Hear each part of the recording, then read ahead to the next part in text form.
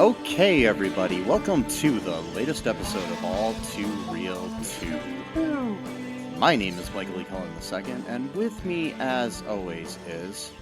Sesame's Greetings. Oh, okay. My new name, Sesame's Greetings. Not as good as Sesame and Carta, but I had to change it again. So Okay. for now, it's Sesame's Greetings. It's kind of hard to say, but Yeah. Did you legally change it?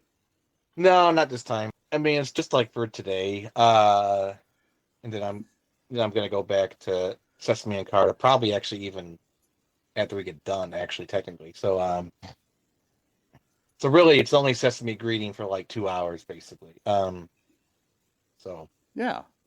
yeah. Sounds good. Yeah. So, yeah.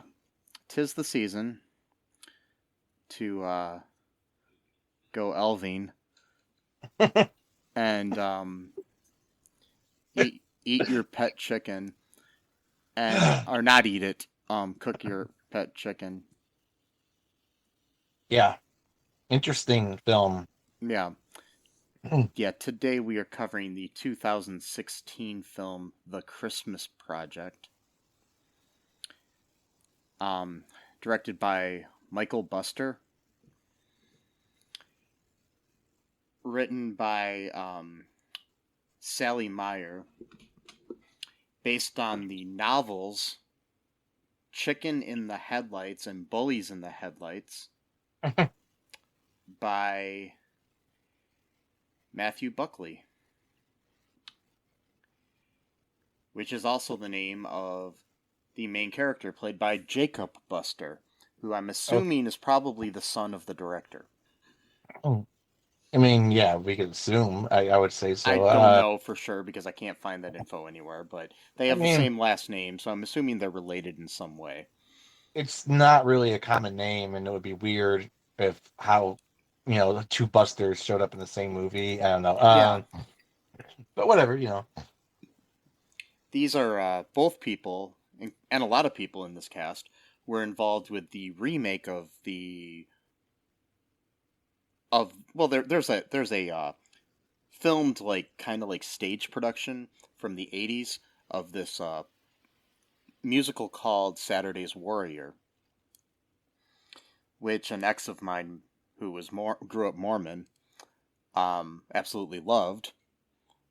Not necessarily because it was good, but because it was cheesy as hell. And they did a remake of it a few years back, and a lot of the same people involved in this film were also involved in that. Okay. Which leads me to the conclusion that this is a Mormon-based film. Is it? Because I know I said Covenant Films or something. I didn't really look into it, but it sounded like some kind of That's kind of surprised because the film didn't really. It's not overtly. It didn't really feel very religious to me. But I'm just assuming the people involved with it probably Mormon. Doesn't necessarily much like Saturday's Warrior. It's not like something that was sanctioned by the LDS Church or something. Yeah, it wasn't actually made by them or whatever. Yeah, I get that. It was just made by people that belonged to the religion. It's a weird movie, though. It was. Yeah, it's. We'll talk about. What's your initial reaction here? If I give it I don't know, maybe 5 out of 10, maybe. I don't know. It wasn't bad. It just wasn't.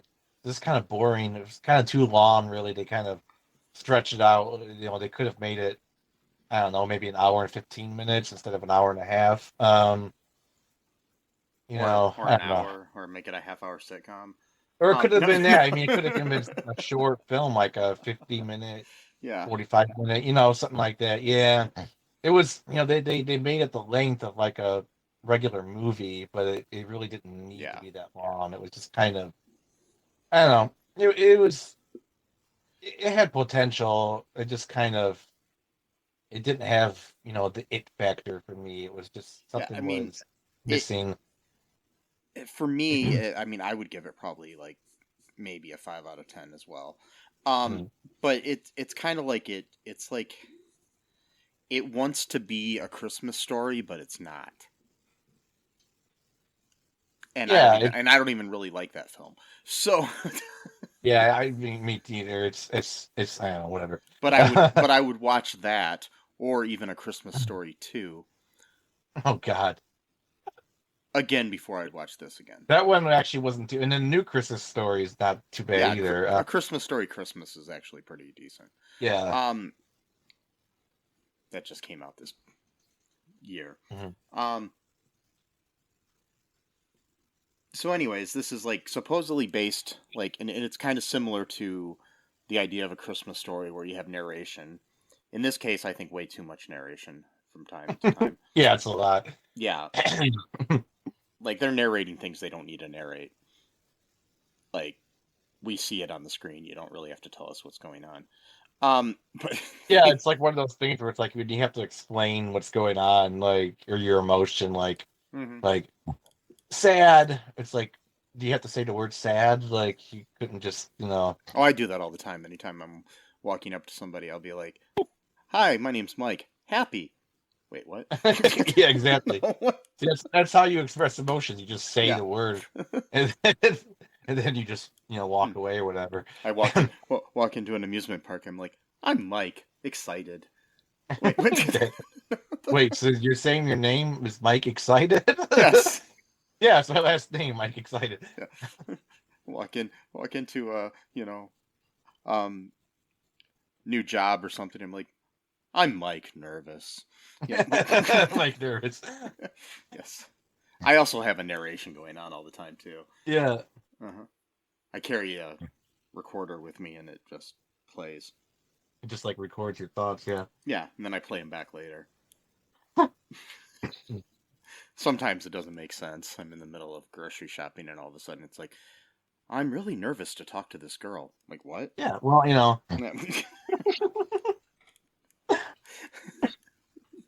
wow. Okay. So, I'm avoiding talking about the movie. Anyway, so Yeah, it's just yeah, there's not a painful. lot we can really say about this movie in certain ways.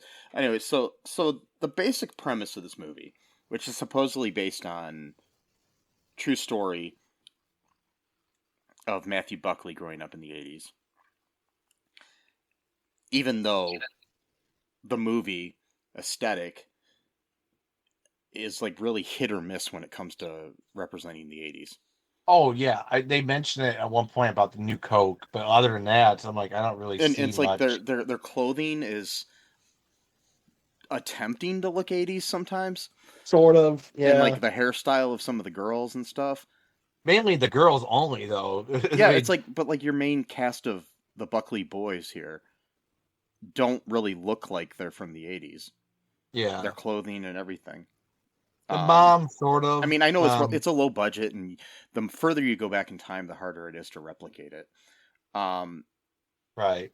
even you wouldn't think it. I mean, even if we were to make a movie right now that took place 20 years ago, it'd still be kind of hard to capture everything. But think about something that happened, 30 years ago or 40 years Yeah, ago or whatever, exactly. Yeah, So yeah, it's like a little and you harder. got the right clothes, or at least design new clothes that look like the old stuff or whatever, and all that stuff. Scenery, and make sure that you don't get brand new cars driving by. Yeah, the whole Yeah, like which they did litany at of stuff. times. They did have some like there was like a mail truck in the background of one scene or a UPS truck or something I saw at one point that looked Oh, modern. really? Yeah, and there's like modern products here and there that they're using. I'm like, like groceries and whatnot. So I'm just like, okay, Yeah, but it is what it is. it happens. Yeah. Um, the the budget of the film. I did have it earlier, but I'll look it up and I'll find out what the budget was later. But anyways, so basically, what we got going on here in the film is it's being narrated by Matthew Buckley as an adult. He, much like Ralphie Parker in Christmas Story, telling the story of when he was a kid around Christmas time. And sometimes he has fantasies. Mm-hmm. Just like Ralphie Parker. Yep. Okay. The thing we got added here is that we've got a whole big bunch of Buckley boys. We've got 4 of them total. They're doing all their normal, boys will be boys crap. And then I'm going to try to kind of skip like the nonsense of this movie, So yeah. Basically things start moving when we get to the point of there's a girl neighbor that moves in named Juniper, who 2 of the boys kind of seem to have a crush for. Yeah, both Matthew and Simon, his older brother. Yeah. Yeah, they're all named after biblical characters. Oh, I didn't noticed. Notice that. There's Matthew and there's Simon and there's Peter. Oh. And yeah, I didn't notice that. Yeah. I noticed that as it went on. I was like, wait a second.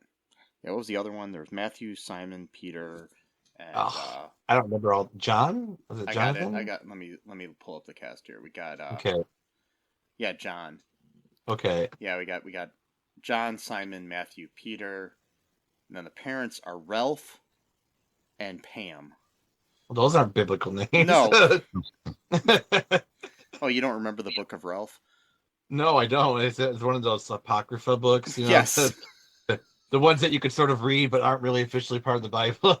Only Mormons read it. It's one of it's one of Joseph Smith's chapters.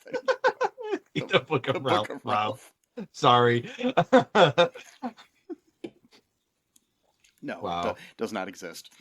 No, it doesn't. Neither does the Book of Pam. No, that's well, it does, but that was he actually invented the Pam spray. Yeah, that's what I was going to say. It's just a book that gives you recipes on how to cook with the Pam. That's all it is. Yeah, it's just a book of recipes. Sorry, I don't mean to be offensive to Mormons here. No, we're not making fun of Mormons. We're just making fun of the fact that their names are Ralph and Pam. Yeah.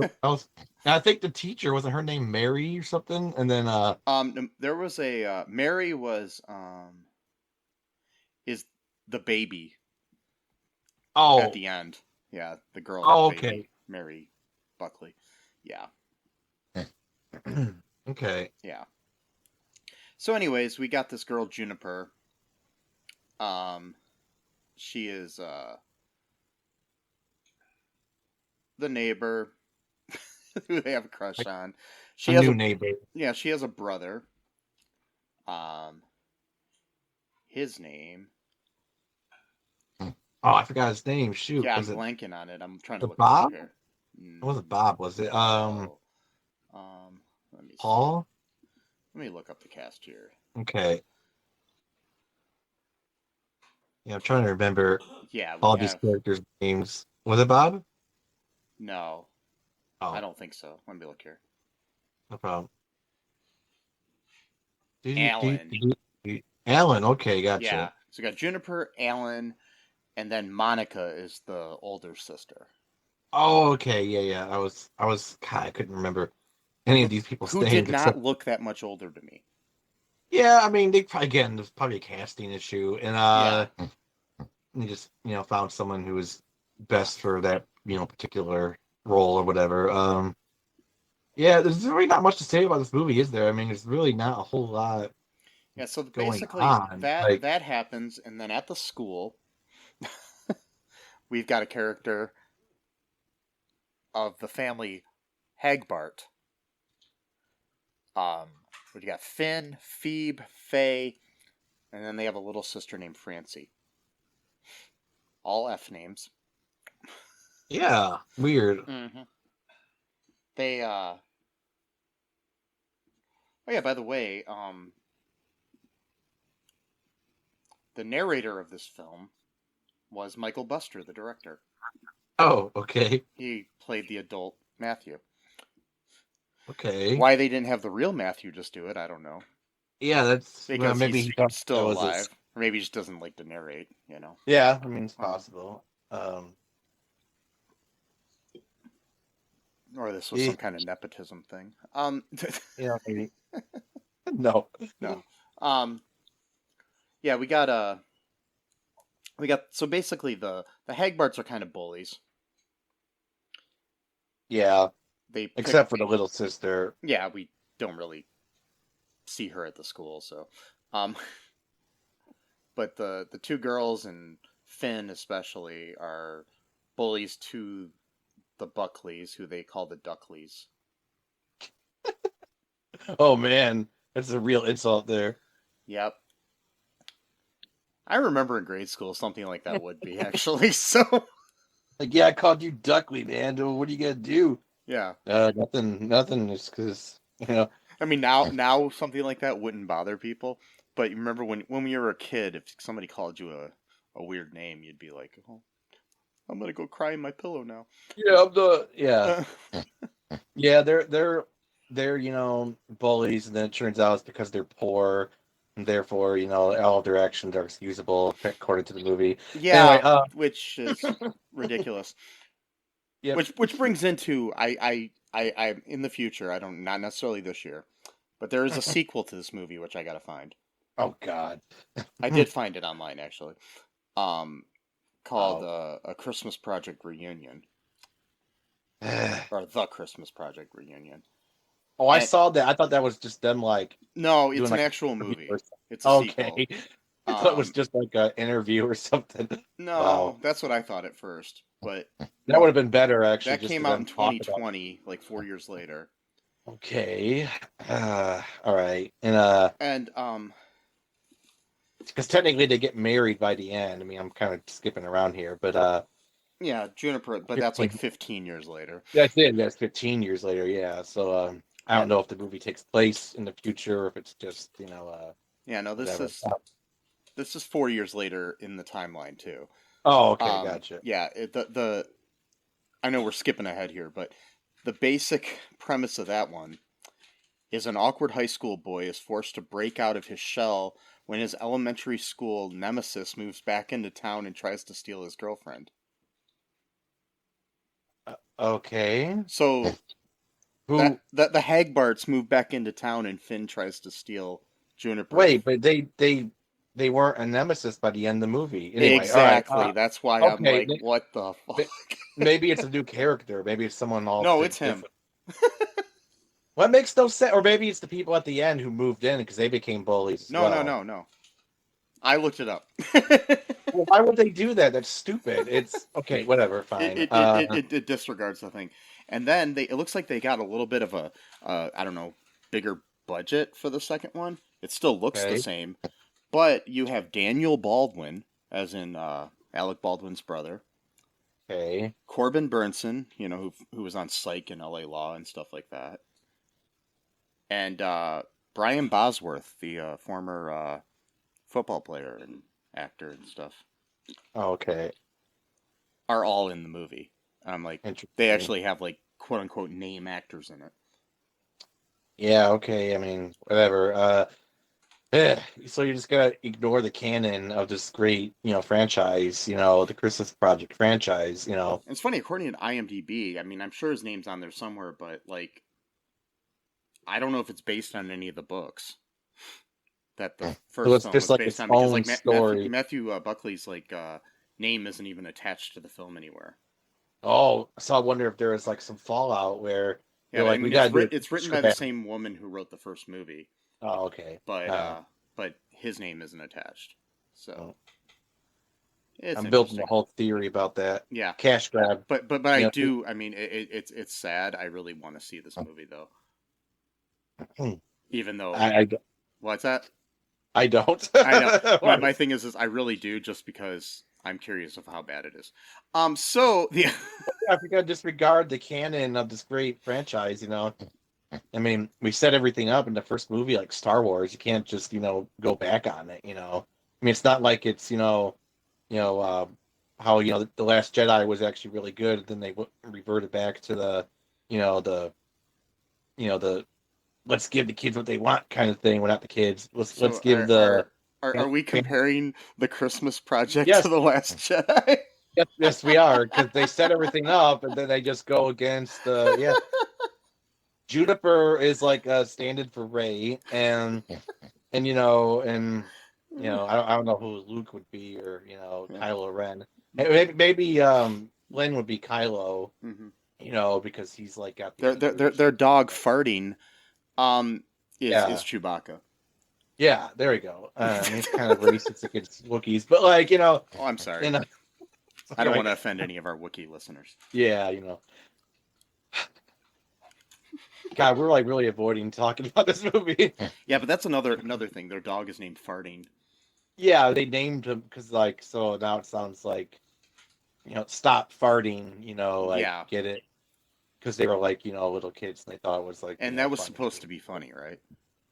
It was supposed to be. I don't know why, but Just check. so I had a slightly different take on the movie. The plot, Yeah. let me just run by you really quick. Okay. See what your thoughts are about. Mm-hmm. But so I tagged it as a movie about an emotionally abusive mom who despises the gender of her male progeny and desperately wants a female child, and thinks that wearing pink and drinking everything pink will somehow facilitate that. And then you have You mean that's not a scientifically proven? no, and you have a Oh, okay. weak-willed a husband, but also an enabling husband who just allows her to be mean to the kids, except for Simon, who she for some reason thinks is better than all of them, so she treats him with favoritism. And then so then the dad enables her behavior, but then he typical as like a relationship, then he goes and then apologizes to his children for enabling their mother to be mean to them, and therefore he thinks that he could sort of absolve himself from sin by doing so. So we got that dynamic going on, and then anyway, so and then to further punish her male children that she hates so much, is that she makes them quote go elving, which is where you give gifts or cookies or whatever to a like basically a poor family, and it happens to be the bully. So insult the injury, literally, because he gets beat up quite a bit in this movie by this bully. Yeah. He has to give him cookies as a reward for abusing him. So so we have that's the maternal main character there. I don't know what your thoughts are on my my perspective, but My perspective is that this movie teaches the lesson that bullies are okay, yeah, and as long as they're poor, as long it's as they're okay. poor, Yeah. and It also teaches the lessons that if you are poor, then you are likely to be a bully. yeah, So we got two great messages right there. yes, Yeah, this gives great lessons. because all the good kids just happen to be with families that have lots of money. Yeah, Just so happens, But that's accidental. that's the other thing in the sequel, from what I've read. Oh yeah. The Hagbarts become rich. Oh, interesting. Okay. Yeah, So what? Papa Hadrick's somehow struck it rich, strike it rich. he invented a. I watched the trailer, and Okay. he invents some kind of computer software for catalogs for Christmas time. They never said what his dad did for work, so I guess they could just say that. Yeah, I mean, they looked like they literally lived in like a dilapidated house, but I wouldn't but his dad's a necessarily. computer software programmer. Yeah, I wouldn't necessarily get the vibe, but we never know. I mean, so maybe he was working on a big project the whole time. Hmm. Maybe that's why it's called the Christmas project, because I was trying to figure out how is this a project. It's Maybe that is the original project. title of the movie was the Elving Project. Okay, So I think the whole point of it is this Elving thing. I mean, it did seem Is like the the main project? thing. Yeah. Yeah. So basically, every night like the week of Christmas or something, they go and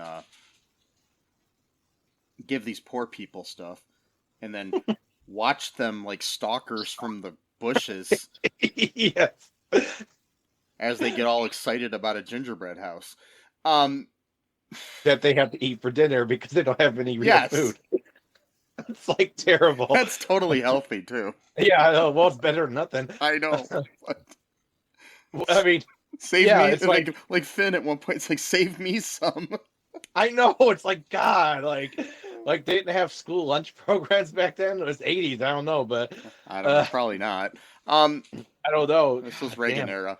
But the What's so weird about that, though, okay, is like, so I understand the whole, like, bullied kid, he gets bullied at home, so then he becomes a bully at school to get out his frustration. But, like, it's like when he's at home, it's like a completely different personality. So it's like, it's not even, like, really, like, the stereotypical bully where, like, there's problems at home. Like, the quote problem at home is just that they're poor. Like, that's it. It's not like the dad's not, like, abusive, like... It's what I like to call that I learned in my screenwriting classes and through lots of diligent research over the years. It's something that I like to call bad writing. Yeah, it is. It is. Yeah. He's not mean to his sisters at all. He's super sweet to them. Not only that, his sisters look like they're like around his age or even older. At one point, they're like, he's gonna get detention. They're like, he can't stay at the school. He's got to take care of Francine. It's like, you look like you're older than he is. Why can't you take care of The thing Francine? is, they're all in the same class too. Yeah, exactly. So it's like, were they triplets? Maybe. They didn't explain that. Yeah, because they look like they're roughly the same age. But why is he the only one that can take care of her if they're the same age? Yeah, I mean it's very weird. I know that sometimes girls tend to mature a little bit faster, physically than boys, but like they really did not look that much older than him. So like that's my meta theory now. They have to be. I mean, they're probably triplets. They have to be. That's it. Yeah. And I'm calling it. That's what it is. So but for some reason it's on him again. Maybe your theory is correct that it's a Mormon made film, or at least Mormons made it because very strict on gender roles. He's the boy, so he has to take care of their younger sibling, apparently by himself. And I don't know what the two of them just. Yeah, but you think with the gender role thing though that they would make it that the girl had to. Well, yeah, but since he's like a protector role, I don't know, whatever. Yeah. And then, you're right though. It could have. Maybe that was the one gender stereotype they didn't want to go for some reason, just to make him have more responsibility on his hands. So throughout the movie, we have this kind of running gag that Alan Goodman, his name is Goodman. Anyway, so you get it, Goodman, yeah. He keeps saying that he's like the ping pong champion, and he's the ping king. Oh my God. He talks about how he went to the White House and how he is an Eagle Scout, in middle school somehow. Which you don't get until you're like, I mean, I had a friend who was an Eagle Scout. He didn't get it until he was like 18, whatever. Exactly. And then, most people are like that age when that happens. Yeah. So he just, made up all these things to try to make. So he's a compulsive liar. So we got a compulsive liar character in the movie. He's also a thief. He's a thief, as well. So it's interesting. But he's somehow a better person than the bully. Yeah, he is. And you got Juniper, who, like you said, Simon and Matthew both have a crush on. Yeah. And her sister, was her Monica? Yeah, Monica. Yeah, so Matthew kind of sort of pretends to be Alan's friend at first, just so he can be in a house with Juniper, which is, how is that going to work out? But whatever. And then, but he actually becomes his friend for real anyway. And then, he sucks at ping pong. Matthew beats him like 21-1. And then they just call it a game at that point, because it's like, there's no way you're coming back from that. And then, they have this weird scene where Monica's supposed to be like, I guess, gothic. I don't know what they were going for. Like she gives them milk, but like there's like skulls on the milk. Yeah, which are completely modern glasses that would not have been made in the 80s. Yeah, and like she says she doesn't believe in sugar, which I don't know what that means. You don't believe in. like sugar exists. So like, say you don't believe it's something that exists doesn't really make any sense. Like you could say, it I don't does. like sugar, I don't think it's good for you, but to say you don't believe in sugar doesn't make any sense. Whatever. What about high fructose corn syrup? Well, that exists too. I was just checking because I'm drinking a Pepsi at the moment, and I was just Okay, making well sure that exists. that it actually Yes, exists. Okay. yeah, that's so that's bad writing. They could have wrote that I think sugar's bad for you. Not I don't believe in sugar, but whatever. I'm nitpicking. But that's But just something people will say. It's like, oh, it is. I It don't. is. I'm just nitpicking on Yeah. purpose because I'm really pissed off at this movie. But It's like, anyway, I don't believe in marriage. That doesn't mean you don't believe marriage exists. That just means exactly, yeah. So she gets like these really nasty cookies that she made. Simon, yeah, Simon comes over when he finds out that Matthew's playing table tennis with Alan, who's a compulsive liar, and his lies become revealed every second of the day as he gets caught in one after the other after the other after the other, and never thinks to realize, hey, I'm not a good liar because I can't keep up. Anyway, so Simon's up there trying to woo Juniper because he's finally hitting puberty. Even though he's the oldest, he somehow got puberty the last. I'm not sure why, but anyway, and which is kind of weird because like he's got to be at least a year older at the very least. I mean, maybe or 9 months or something. Well, whatever, but still, I mean that'd be could be one of those like Irish twins sort of things. I hate that's such a racist term. I know. I hear it all the time though, but it's like wow. But anyway, I feel okay saying it because I'm Irish, but still. Yeah. Well, you could say it, yeah, but but it doesn't one of mean those it's things. right.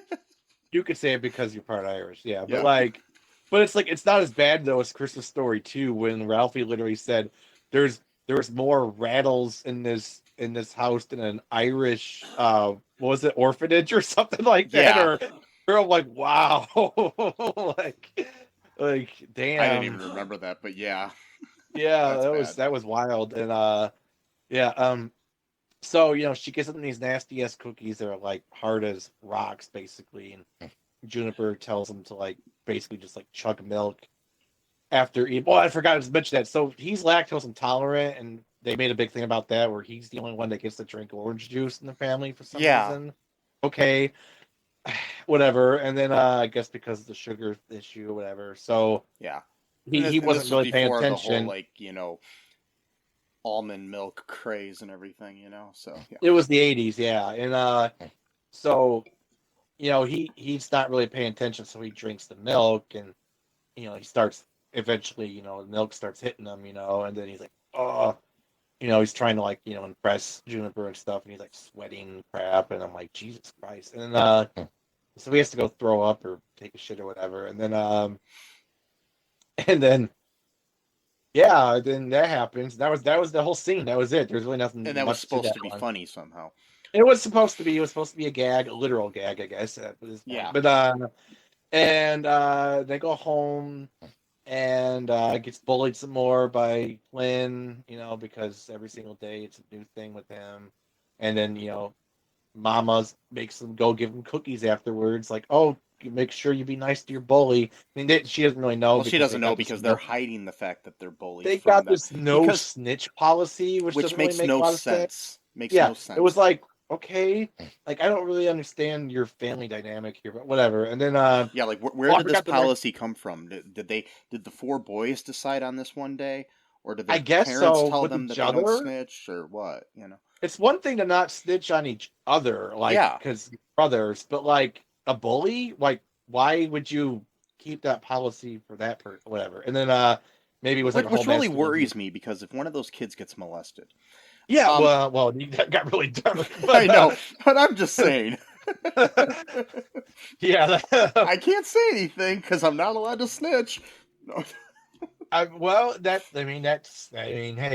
That is kind of a culture if you kind of if you establish that as your thing, that can kind of go into darker territories, which you brought up. But it's like oh, this kid at school killed somebody. I can't tell anybody though. You can't snitch. We don't snitch in this family. So we got literal bodies buried in the backyard. So there's this whole other thing I forgot to mention is that like the dad of them built like this pirate ship treehouse thing. Yeah, that's like a big part of the movie for some reason. Again, that doesn't really make any sense why, but and it's huge. It's just, yeah, exactly. How they even build this, whatever. And And it's then supposedly hidden somewhere that nobody can find.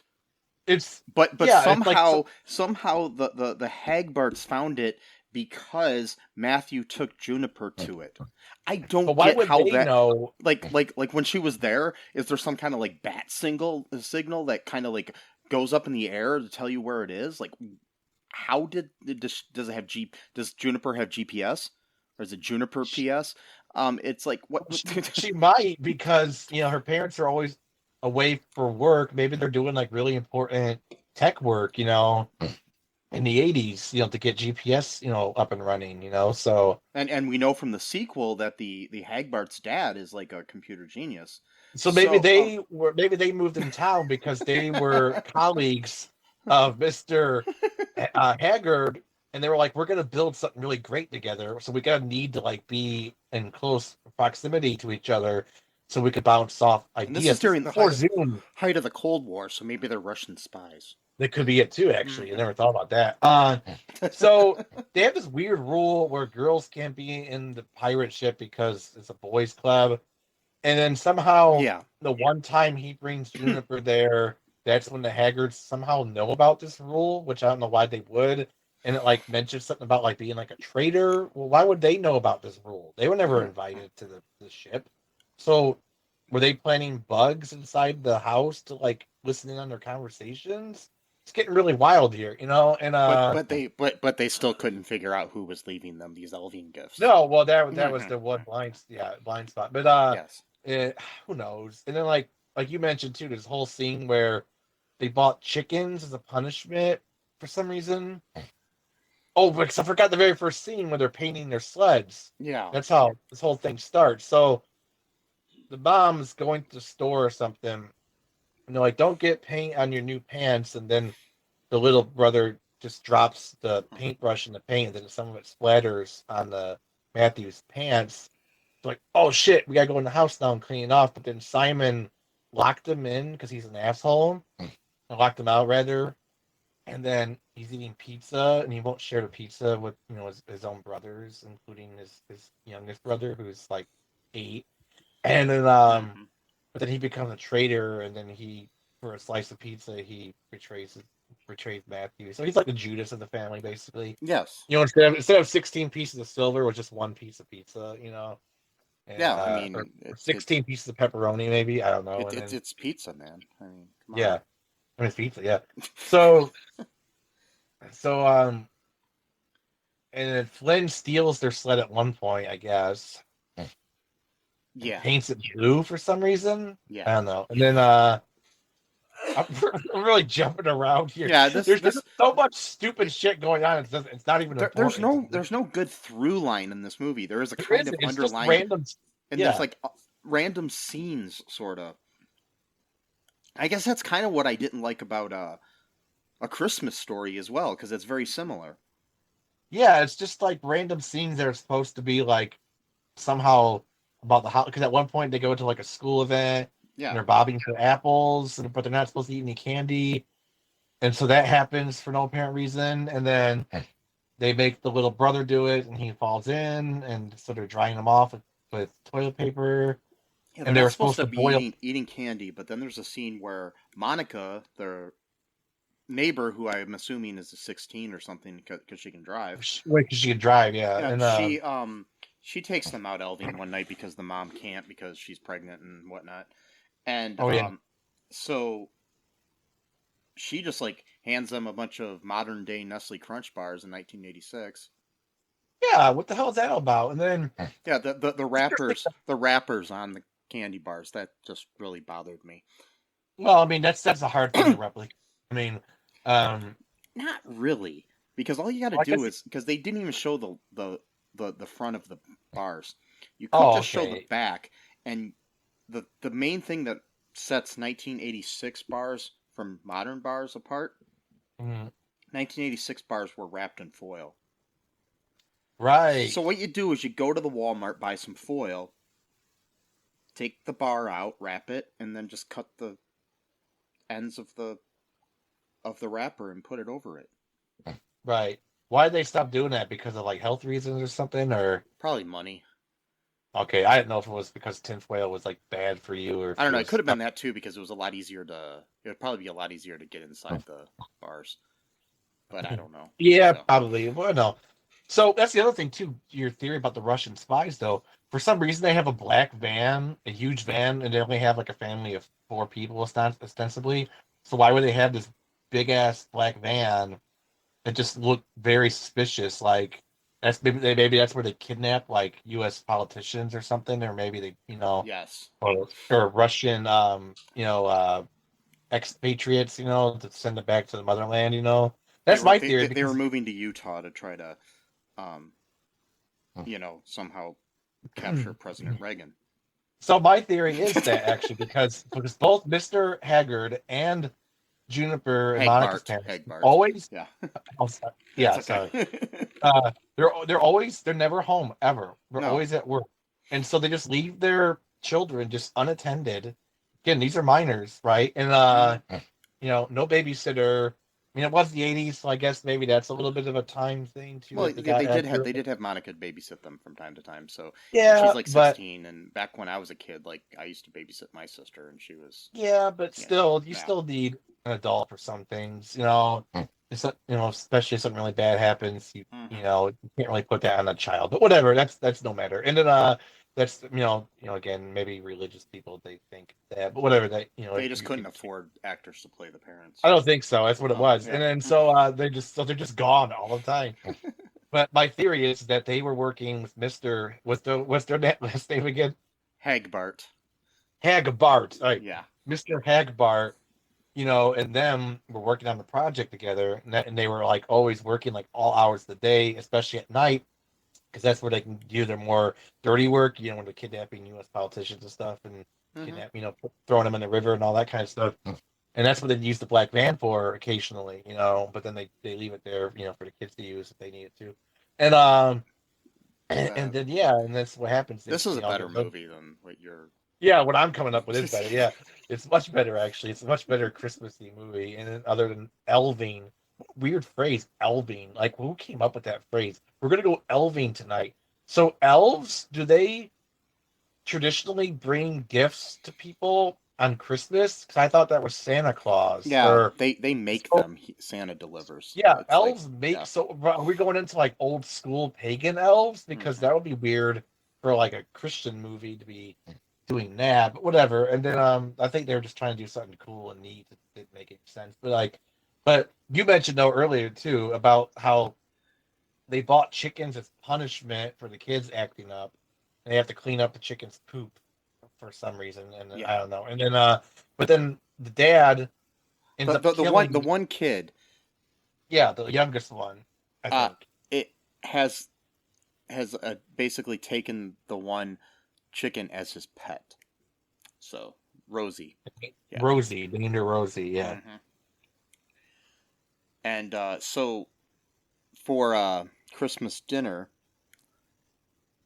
they've got all their veggies and sides and all that stuff, and then first before that happens, when he says something like, "Oh, anybody seen Rosie?"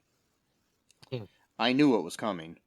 Yeah, me too. And then they serve a chicken for dinner, and everybody realizes that the chicken is Rosie.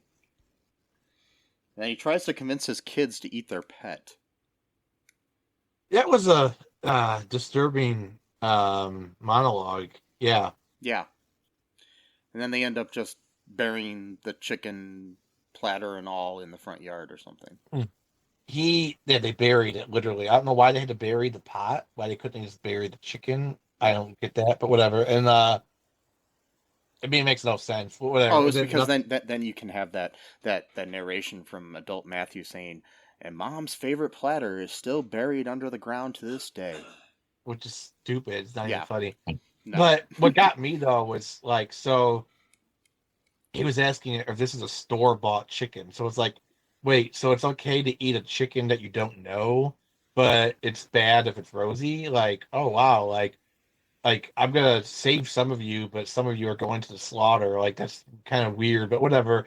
Very cognitive dissonance right there. But Well, it kind of makes sense. I've known people that go through the same thing when they live on a farm. But yeah, yeah, it's it's just it go all the way or go no other way. That's for me, not my idea. But like, yeah. But this is a don't be like a kid. vegetarian for your Yeah, pets, but then yeah, I could eat up a storm with any other kind of animal. It yeah, just doesn't make whatever. I understand emotional, but yeah. that actually could be a good way to actually sort of make people vegetarians, is where you actually have to like form an emotional bond with an animal. You're probably not going to eat it, because it's like your friend, and then, but yeah, but Dad over here doesn't believe in that. No, Dad's little lecture slash motivational speech or whatever, he literally says that Rosie would want them to eat her and to find the best part of her to eat. Hmm. Yeah. That What? Uh, I had that same story told to me when me and my soccer team's plane crashed in the mountains at one time, and then we had to start eating each. Oh wait, Wait, that was a different movie, wasn't it? yeah, What was it called? I don't even remember, but yeah, it was a true story too. So yeah, Oh, it was a soccer team? I didn't know that. yeah. And then God, wow. then there's like also like the TV show Yellow Jackets has something similar too. I mean, I don't know about the eating thing, but like about a plane crash with a soccer team. But these are Oh, girls, so jeez. yeah. But Mm. yeah, Oh, yeah. I forgot the name of that movie, but I remember hmm seeing it. So yeah, so Dad is unsuccessful in trying to convince them to eat Rosie and claim that she would want them to eat her, which I don't think is remotely true. Again, like you mentioned about the no thorough line, that's why it's so hard to talk about, because it's just random scenes that don't really connect to each other, and there's a lot of them, so it's kind of hard to talk about the actual movie, because if we did, it'd only be like a 5-minute podcast, because pretty much it's just bullies bad because he's poor, but at the same time you should just let him bully you because he's poor, and then oh yeah, the name of that eventually. movie was Alive, by the way. I had to That's what look it it up. was. Yeah, Yeah, live. And then you got the bus driver who's like sort of like this peacemaker dude who's like always trying to get them to stop fighting each other because he yeah, was in Vietnam. And he's what I'm not trying to be racist here, but he's your magical Negro. yeah, oh, I didn't even make that connection. Yes, Yeah, he is. He literally is. that's the filmmaking term. It's magical Negro, and Yeah, usually he didn't invent it. That's you've got long standing. usually an older Yeah. African American man. You got your Bagger Vances, and your Hmm. and like the like Charles S. Dutton's character in Rudy. People like Yes. that who are these all wise, knowing older black gentlemen. Yeah, Who usually have like a blue collar job. yeah.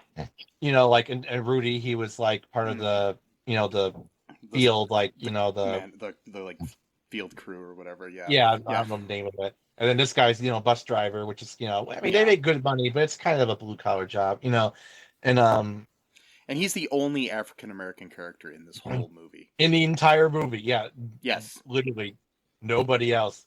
And again, this and his movie name was is made, Earl, not well, that was a TV Jason Lee. show, Yeah, yeah. no. And this movie was made in 2016, Yeah. so not that long ago. And and he's like, Vietnam vet, and he's like, didn't really want to fight, so he's like, now he's like a peacemaker, and Yeah. he's always trying to get Flynn from. Because at one point he says something to Flynn, you can't shake a hand with a closed fist or something like that. Yeah. Like, okay, I guess that makes sense. Yeah, he's Yeah, trying to help Finn, but he's also very close to Matthew.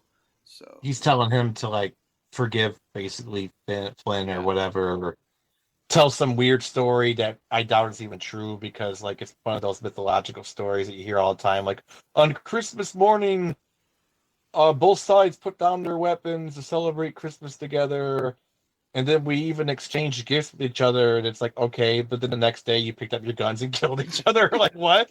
Like, And then okay. you ate your pet chickens. Then you ate or maybe you ate the dead wounded, or I don't know. Well, I mean, it's Exactly. such a it's such a weird story. I've heard it from so many different Oh, I wars, know. I doubt it's even true. Because again, it's like if you're gonna call a truce and like not harm each other on Christmas, why would you just like not just extend that for the rest of the war? You It's like know, like December 26th hits, and it's like, oh, yep, it's I'm, like midnight. Oh, we're like having a good time. We're eating like turkey together, or we hunted some animal. All right, first one to grab a remember gun that. is Remember that deck of cards I gave you yesterday as a gift? Oh well. Um, now like whoever gets the gun first wins. Yeah, it's such a. Because I've heard other versions of that story too, like of Freemasons, where like again, I've heard various like World War II, even the Civil War, Vietnam. Doesn't matter what war it is, really. It's like they have like a secret hand signal or something like that, and then like the one I heard was like two dudes from Vietnam. The guy was a Vietnamese soldier, and the guy was an American soldier, and the American soldier was going to get killed, so he just last ditch effort. He just did the Freemason hand signal, and lo and behold, the Vietnamese soldier was also a Freemason in Vietnam.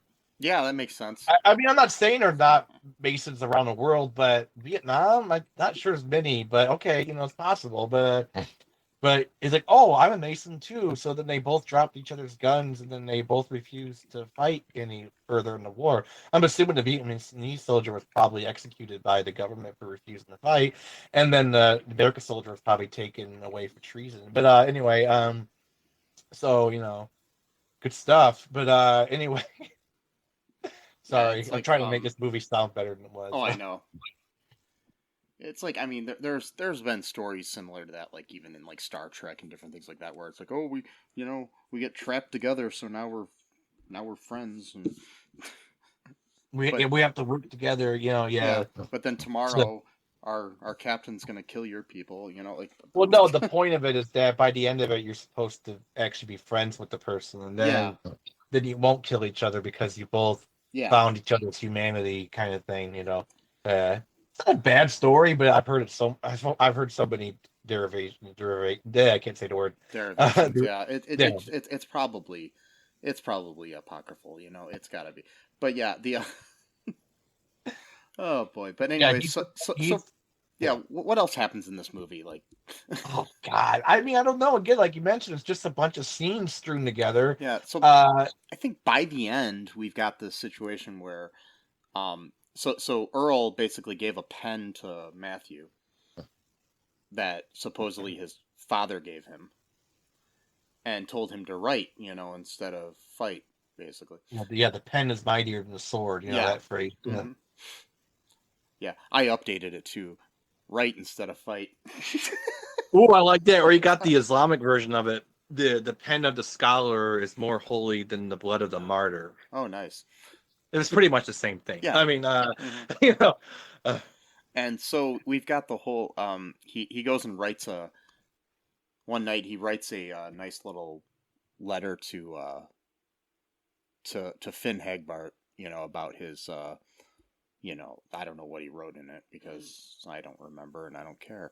Um, I don't think they ever said what it no, was. Basically, if just they did, I don't remember it. But yeah. he basically wrote him a nice letter and ended up he was gonna steal back his sled, but he ended up giving him the sled. But then later, for some reason, they give him another sled, Oh yeah, I forgot about that. which I'm like, so you know what this teaches me? What's that? If I steal something, I'll get another one. Yeah, So there's lots of good lessons in this movie. Like yeah. for So I'm example, going to go steal a car, and then on Christmas Eve, somebody's going to give me a car, right? yeah, I mean that's how it works. Like Yeah. you punish your children with buying them chickens for some reason, and then you kill one of the chickens that's the pet, and then you talk about how the chicken would want you to eat her, especially the best parts of her, which is kind of weird and creepy. And then if you're a bully, you get to get whatever you want. And then if you're poor, that means automatically means you are a bully. So no poor people are good, apparently, I guess. Mhm. And then only rich people or well-to-do people are good. And, Okay, and, so and, like and the we're one sort of African getting American guy in town is wise.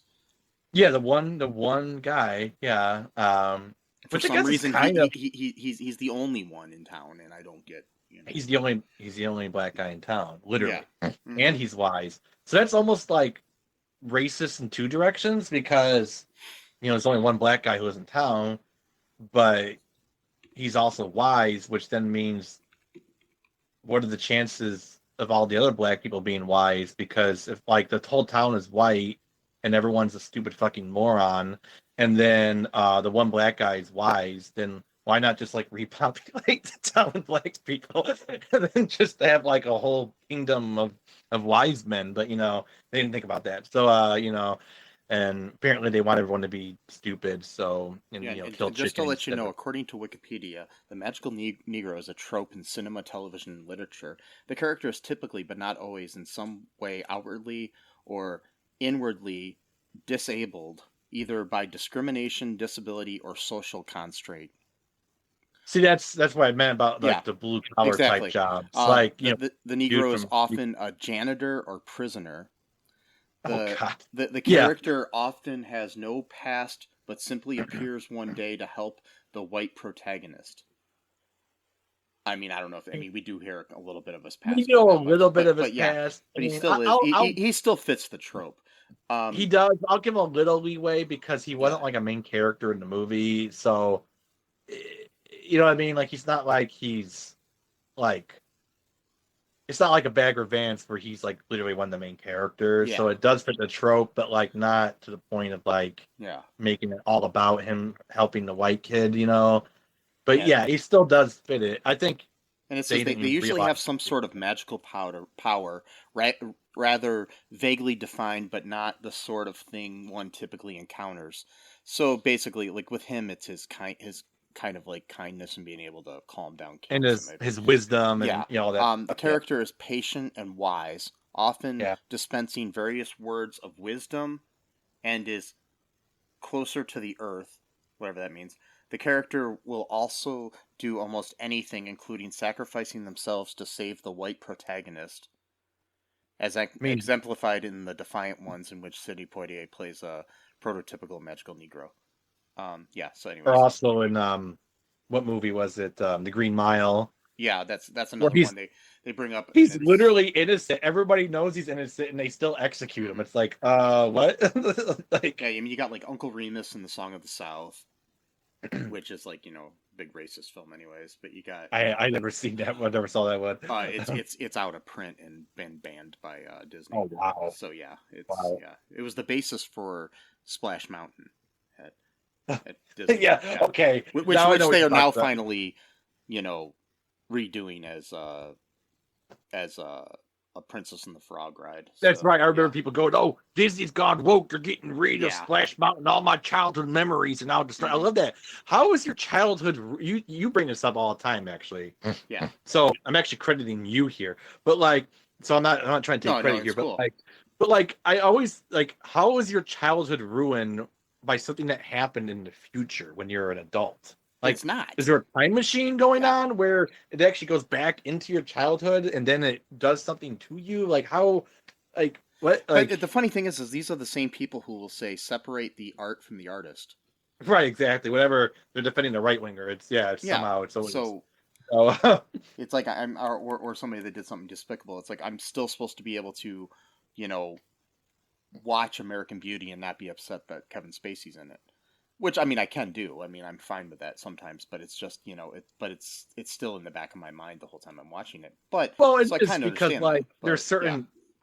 It depends too on how bad the stuff they did was as well, and and lied about it or persisted, and all this kind of shit. And but like I remember that they're like, "Oh man, they're taking my childhood's ruined." How is it ruined? You got to go on Splash Mountain and enjoy all the racism when you were a kid. So why is it not being racist now gonna affect the fact that it was racist back when you were a kid and you got to enjoy the racism? Which you shouldn't enjoy, but if you want to enjoy racism, you have a nice fun memory, I guess, to go back on of enjoying racism.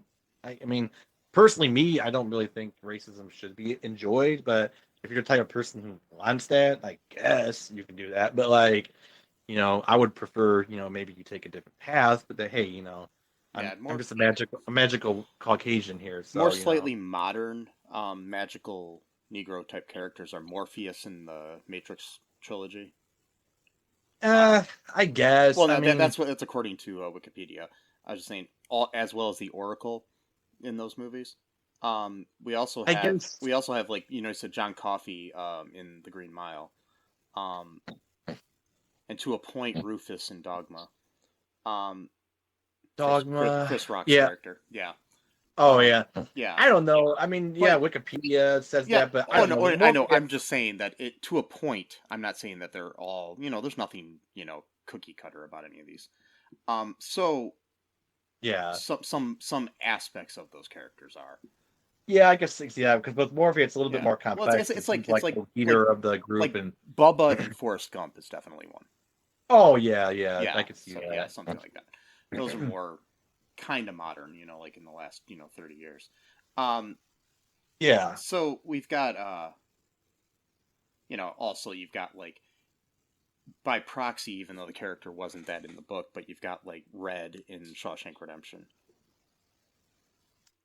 Oh, I didn't even know that was based on the book. Oh yeah, it's based on a Stephen King novel. Oh, okay. Yeah, but Red, because in the book he's white, so Oh, okay. that's why he's Interesting. named Red. He's Irish in the book. He's I he's a gotcha. redheaded Irish guy. Yeah. So, Well, anyways, Malcolm X was called Red because he had red hair, yeah. but but yeah. And interesting, Morgan Freeman actually played Malcolm X in one of the first movies about Malcolm X. But anyways, we get the. Let's go back to going off a tangent here.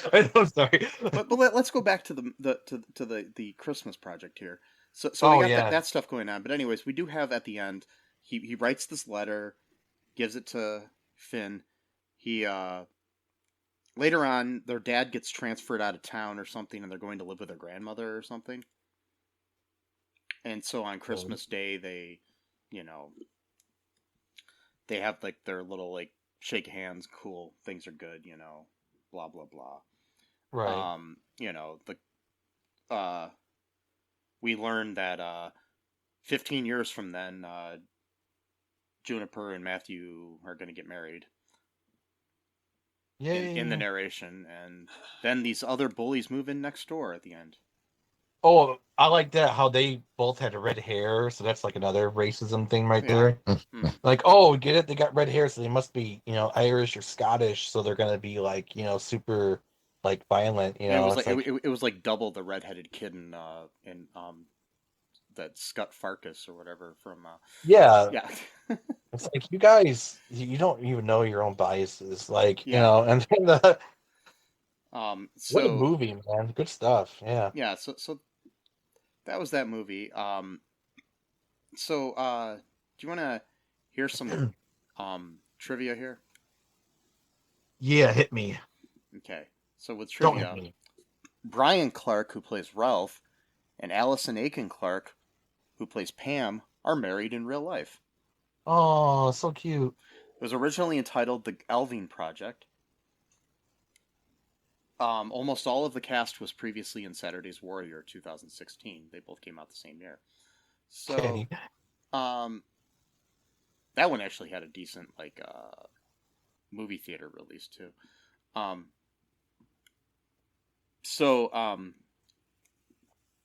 Normally don't do this, but this movie I needed to look at the goofs that they list on IMDb here. Okay. Anachronisms. The clothing, slang, hairstyles are from the present time, 2015, 2016. However, this movie takes place in 1986. So, while Monica stops the van to pick up Matthew after Finn hanging up his underwear on the map, a modern-day UPS van can be seen driving by where the van stops. Matthew and Alan are playing ping pong. This movie takes place in 1986. Ping pong tables did not come out until 1988. Oh. So, at least not commercially. The posters in the Buckley boys' room are modern day posters. The school has modern decorations for Christmas.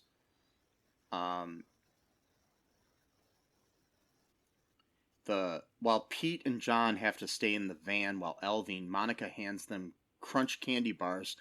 The wrappers of the bars have the modern day logo. I guess you can see the logo for a moment. Yeah, that's, you know, as far as those issues go. There's a lot more goofs in the movie. There's more goofs in this than there is in the Goofy movie. Oh, I'm bad. Wow. The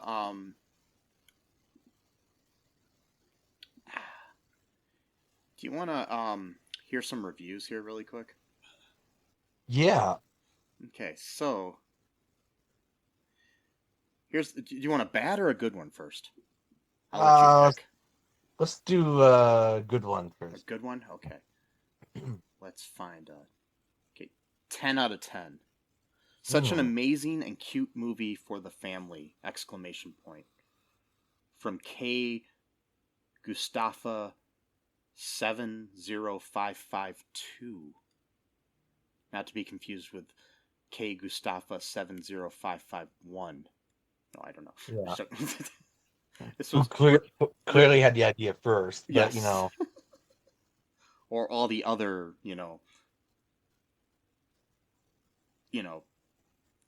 70,550 some before. Anyway, Yeah. so this is one of my favorite Christmas movies to watch every year.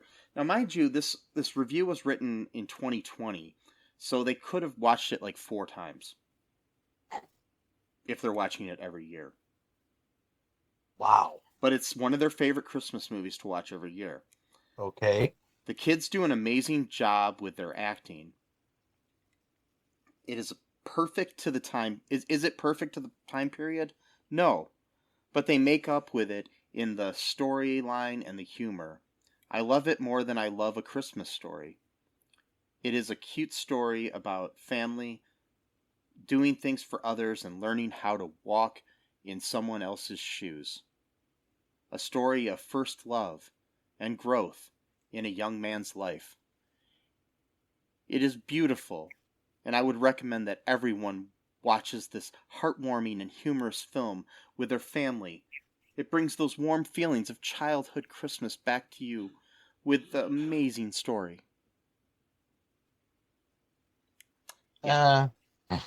Okay. I'm just wondering, what part this person had in the project. Like, were they Right. in the cast? Did they write it? Did they? Yeah, exactly. Yeah, what do they? Yeah. Okay. Oh my God. Do you want a bad one? Yeah, hit me. Okay. Frustrating.